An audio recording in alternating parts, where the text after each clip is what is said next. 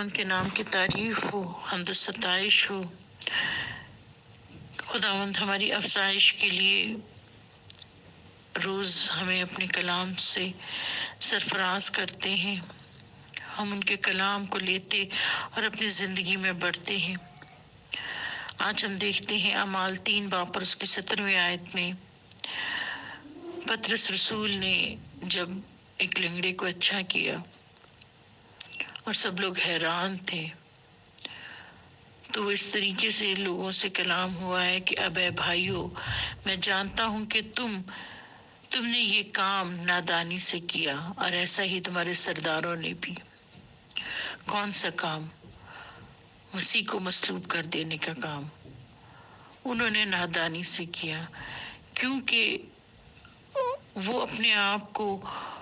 شریعت کے ماننے والے اور شریعت کے تابع سمجھنے والے سمجھتے تھے، اور مسیح خداوند کی مخالفت میں وہ اس لیے کھڑے ہوئے کیونکہ مسیح خداوند باپ کو اپنا آسمانی خداوند کو اپنا باپ کہتا تھا، اور وہ خداوند کے کلام کو نہیں جانتے تھے، جبکہ مسیح خداوند کے بارے میں تمام پیشن گوئیاں بائبل مقدس میں ہو چکی تھیں۔ وہ پڑھتے ہوئے بھی ناواقف تھے۔ اب یہاں پہ بہت سی باتیں خداوند ہم پر ظاہر کرتے ہیں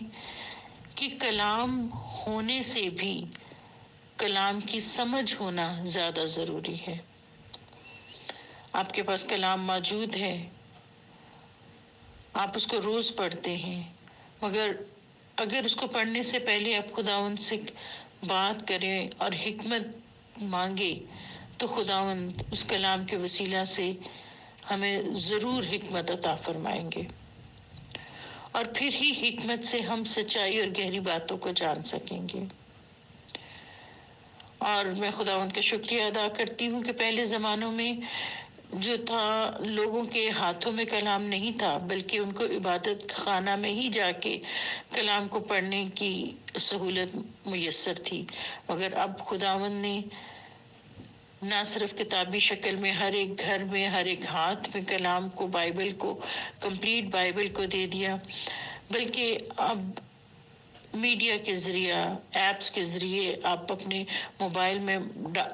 بائبل بھی ڈاؤن لوڈ کر سکتے ہو اور آپ اس کو ہر وقت پڑھ سکتے ہو، مگر اس کے پڑھنے کے ساتھ ساتھ اس کے لیے عقل ہونا بہت ضروری ہے۔ اور آج کل میڈیا پر بہت کثرت سے کلام کو شیئر کیا جا رہا ہے۔ ہم یہ خداوند کی تعریف کرتے ہیں کیونکہ اب کلام دنیا کی انتہا تک پہنچ رہا ہے۔ جس کام کو کرنے میں 20 صدیاں لگ گئیں، وہ کام اب 21ویں صدی میں انتہائی تیزی سے ہو رہا ہے، اور ہم خداوند کا شکریہ ادا کرتے ہیں۔ اور اس کے ساتھ ساتھ کہ وہی نادان کون لوگ ہیں، کون کلام کو نہیں لیتے، یا وہ کیوں نہیں سمجھ پاتے، جس طریقے سے لازر اور امیر آدمی کی تمثیل جو مسیح خداوند نے پیش کی، کہ جب لازر مر کر ابراہیم کی گود میں گیا تو اس امیر آدمی نے یہ درخواست کی کہ جو ہے کوئی مرا ہوا واپس جائے اور ان کو ان تمام حالات اور واقعات کو بتائے، تو ابراہیم نے اس کو کیا جواب دیا کہ ان کے پاس خداوند کا کلام اور نبیوں کی تعلیم موجود ہے۔ اس تمام نبیوں کی تعلیم اور کلام کے باوجود وہ رجوع نہیں لا رہے۔ پھر خداوند نکودیمس سے ہم کلام ہوتے ہوئے کہتے ہیں کہ اس کو نئے سرے سے پیدا ہونا ضرور ہے۔ وہ اسرائیلی قوم کا سردار تھا، مگر وہ ان گہری باتوں کو نہیں سمجھ پا رہا تھا۔ پھر کلام میں لکھا ہے کہ دولت مند خداوند کی بادشاہی میں داخل نہیں ہو سکتے مگر وہی جن کو خداوند توفیق دے۔ اور پھر خداوند کا کلام یوں بیان کرتا ہے کہ بتھیرے میرے نام پر سے کہیں گے کہ اے خداوند، مجھ سے کہیں گے کہ اے خداوند، ہم نے تیرے نام سے بڑے بڑے کام کیے، اور میں ان سے صاف کہہ دوں گا کہ میری تم سے واقفیت نہیں۔ تو کیوں ہمیں صرف وہی جو خداوند کی پاک مرضی کو پورا کرتا ہے وہی خداوند کے پاس اس کے پاس آسمان پر جانے کا حق رکھتا ہے؟ تو ایسی کیا کام ہے جو ہم اس دنیا میں نادانی سے کرتے ہیں؟ کیونکہ کرنے والے ہم نہیں، بلکہ ہم میں وہ جو ہماری معروسی گناہ جو ہم میں بسے ہوئے ہیں، وہ ہمیں خداوند کے کلام کو سمجھنے اور حکمت کو حاصل کرنے نہیں دیتے۔ ہم خداوند سے اپنے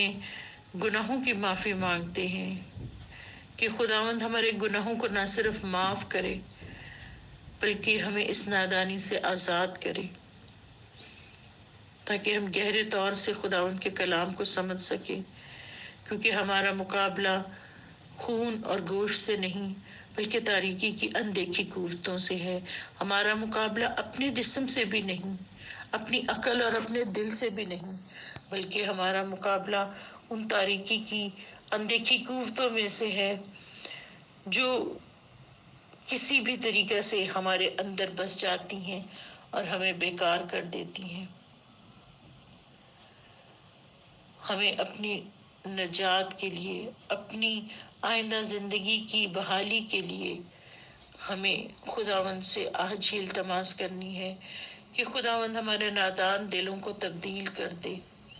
تاکہ ہم خداوند کی پاک مرضی اپنی زندگی میں شامل کر سکیں اور خداوند کی مرضی کے مطابق چلتے ہوئے آسمان کی بادشاہی میں داخل ہونے کا شرف حاصل کر سکیں۔ آمین۔